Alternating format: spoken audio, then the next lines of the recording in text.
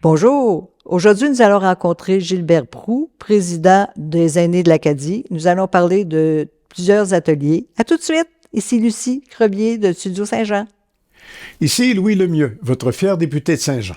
La chaîne YouTube ou Facebook que vous regardez en ce moment, c'est Studio Saint-Jean, la chaîne télé de votre député au service de la communauté. Et vous pouvez y participer. Vous pouvez devenir intervieweur avec l'équipe d'animation, c'est bénévole, ou vous pouvez nous envoyer des suggestions d'invités ou de sujets. Vous pouvez trouver toutes les entrevues que nous faisons depuis 4 ans sur YouTube et suivez-nous sur la page Facebook de Studio Saint-Jean pour tout savoir ce qui se passe au fur et à mesure.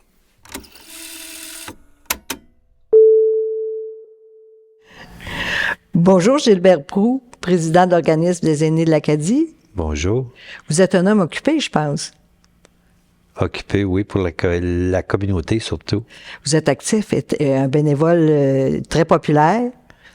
Bon, je ne sais pas si je suis populaire, mais disons que je remplis un rôle que plusieurs souhaiteraient remplir, mais ils n'ont pas nécessairement le temps. Moi, j'ai le temps, heureusement pour moi, en tout cas.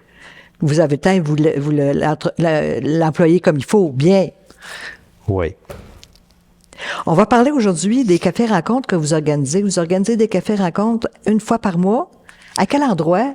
En fait, quand on dit vous organisez, c'est plus l'organisme Les Aînés de l'Acadie qui organise des activités tout au long de l'année pour, parce que c'est sa mission, l'organisme pour aînés, au départ de briser l'isolement des aînés. Donc, on a des activités comme les dards, la pétanque, les ci, les ça, des jeux de cartes, des soupers mensuels, des cabanes à sucre comme on vient de faire. Et on a ajouté cette année le café rencontre à la demande des membres. Puis ça a été très bien reçu. On a prévu en faire une dizaine en tout cas cette année. On est rendu à 5 ou 6, là, j'ai pas le décompte complet. Mais ça va très très bien. À chaque rencontre, on a pas loin de entre 80 et 100 personnes qui participent, qui viennent. Vous avez des sujets intéressants, actifs et qui nous informent. Oui, puis c'est des sujets qui touchent l'aîné ou la personne aînée, à savoir le surplus de revenus garantis, par exemple, les soins auditifs, les soins visuels, les notaires. On a eu un notaire qui a été très bien reçu aussi. Et là, on va avoir à la fin du mois de mars, c'est le mois de la fraude chez les aînés. Donc, la police de Saint-Jean a mandaté des personnes pour nous rencontrer puis venir nous expliquer les façons de contrer ces fraudes-là ou de se protéger de ces fraudes-là. Et le mois prochain, on a les responsables de la ville de Saint-Jean qui vont venir se présenter et nous présenter, rencontrer les membres qui sont d'abord aussi des citoyens de la Joannais. Il y a de plus en plus de fraude aussi chez les aînés. Je ne sais pas s'il y a plus de fraude chez les aînés. Il y en a, s'il y en a plus ou moins, je ne le sais pas. Tout ce que je sais, c'est que la fraude a pris une ampleur épouvantable avec les fameux réseaux sociaux, avec les courriels, avec ce type de... Et puis, justement, les réseaux sociaux enseignent à plusieurs personnes comment frauder. Oui. Et ça, c'est une problématique actuellement qu'on vit, mais pas nécessairement qui vise que les aînés. Oui, ça vise les aînés, mais ça vise aussi les jeunes entre eux, ça vise les parents. Là. Dites-moi, où ont lieu vos cafés-rencontres? Les cafés-rencontres ont lieu dans notre lieu social, qui est le centre communautaire de l'Acadie, au 1322 chemin du Clocher, dans le secteur de l'Acadie, qui est là depuis plus de 50 ans maintenant. Vous pouvez accueillir combien de personnes dans ce centre-là?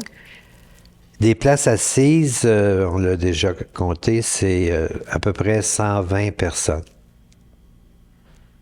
Assises aux tables, là, je parle. Là. Mais assises, on pourrait monter chaise à côté de chaise, là, c'est à peu près 250 à 300 personnes. Comment vous choisissez vos conférenciers? Oh, au hasard. Au hasard. Celui de la fraude, justement, on est allé à une présentation à Saint-Jean où il y avait plusieurs organismes pour aînés, mais pas seulement que pour aînés, des organismes joannais de loisirs, etc. Et le service policier avait un kiosque, tout simplement. Comme le notaire avait un kiosque aussi, pour présenter le notariat et puis se présenter à une possible clientèle. Là. Il y avait des différents exposants. Et c'est là qu'on a eu et le notaire et la police. Une pierre deux coups. Une pierre deux coups, oui. Pour ce qui est des autres, ben là, on a fait des recherches. Il y en a qui nous approchent aussi. Pour les soins auditifs, c'est quelqu'un qui nous a approchés parce qu'il fait des conférences dans d'autres organismes pour aînés. C'est sûr que c'est pour mettre en valeur aussi leur entreprise. Mais on essaie de mettre l'entreprise. On demande de ne pas trop favoriser l'entreprise. Oui, c'est important. L'audition, on ne sait pas si notre oreille est encore bonne ou si c'est ça. C'est de renseigner les aînés sur les dangers et les façons de faire, de subir l'examen. Faut faire attention parce que la fraude, il y en a là aussi. Je dis pas que celui qui est venu faire la présentation était frauduleux, mais oui, on peut... faut faire attention. Les appareils auditifs sont extrêmement chers. Oui. Mais la personne qui est venue faire l'exposé nous expliquait aussi quelles sont les aides gouvernementales puis les âges où on a droit à ces aides-là. Oh, c'est important. Oui. Donc, vous êtes essentiel pour notre société. Donc, les organismes qui présentent les choses sont essentiels, oui, parce que les municipalités en font des présentations de ça, là, sur la fraude, etc. Mais c'est pas leur mission première. Non. Tandis que les organismes pour aînés, comme les CPE, ils ont des organismes qui vont pour les enfants, puis ils rencontrent les parents des enfants pour d'autres types de besoins. Et dans votre club pour aînés, ça s'adresse à quel niveau d'âge? On est en train de transformer un petit peu. Au début, on se limitait à 50 ans et plus, mais compte tenu des activités, compte tenu aussi de notre mission, puis de l'objet qu'on a enregistré auprès du registraire, on se veut un peu plus ouvert, on se veut un peu plus intergénérationnel.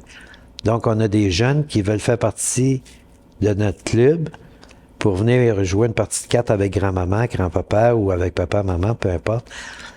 Donc, pour être éligible comme membre, on devra très bientôt, une fois que ce sera accepté à l'Assemblée générale annuelle, être de 18 ans et plus. Par contre, pour avoir le droit de vote, on limite ça aux 50 ans et plus. Donc, c'est un organisme qui va être géré toujours par des aînés de 50 ans et plus, mais où des plus jeunes peuvent faire partie. Parce que dans le mot aîné, souvent on pense que le mot aîné veut dire vieux, mais pas nécessairement. Parce qu'on peut avoir 2 ans et être l'aîné de son petit frère d'1 an. Oui. Donc, un aîné, il n'y a pas d'âge. On peut être les aînés d'une famille puis avoir seulement que 30 ans. Et c'est pour ça que les aînés, c'est pas les vieux de l'Acadie, c'est les aînés de l'Acadie. Monsieur Proulx, vous êtes impliqué aussi dans la cuisine collective? Indirectement. C'est-à-dire que je suis impliqué au départ par le comité de dépannage de l'Acadie, qui est un organisme un peu comme les Saint-Vincent-de-Paul et le Cap d'Iberville pour venir en aide aux gens qui ont des besoins alimentaires. Et c'est ajouté à ça, il y a 15 ans à peu près, une cuisine collective. Une cuisine collective qui permet, on touche les deux mondes, les aînés et les besoins, permet à certaines personnes de venir concocter des repas ensemble. On s'est inspiré des cuisines collectives un organisme qui existe au Québec, à travers le Québec. Mmh. Et puis on a 6 ou 7 personnes à la fois qui viennent faire des repas, le potage, le plat principal et le dessert. Et à la fin de la journée, la fin de l'après-midi, ils repartent avec les pas concoctés. Ça peut être des repas pour 2 personnes, 3 personnes, une seule personne. Mais c'est le but des cuisines collectives. Ça brise l'isolement dans un premier temps, surtout pour les aînés.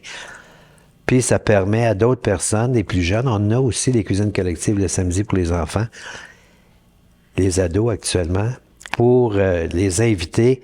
On les invite à venir connaître les rudiments de la cuisine. Il y a une formation qui va commencer bientôt aussi? C'est pas tout à fait une formation, c'est Un atelier? C'est des ateliers, oui. Puis les jeunes viennent. C'est pas une garderie. On exige tout le temps qu'avec l'animatrice qui s'occupe de la cuisine, se joigne un des parents. Des jeunes de quel âge? Actuellement, c'est des ados. Avant, c'était plus jeune, mais là, on a un groupe, on dirige ça vers un groupe d'adolescents, 13-15 ans, mettons. Puis ça va commencer quand?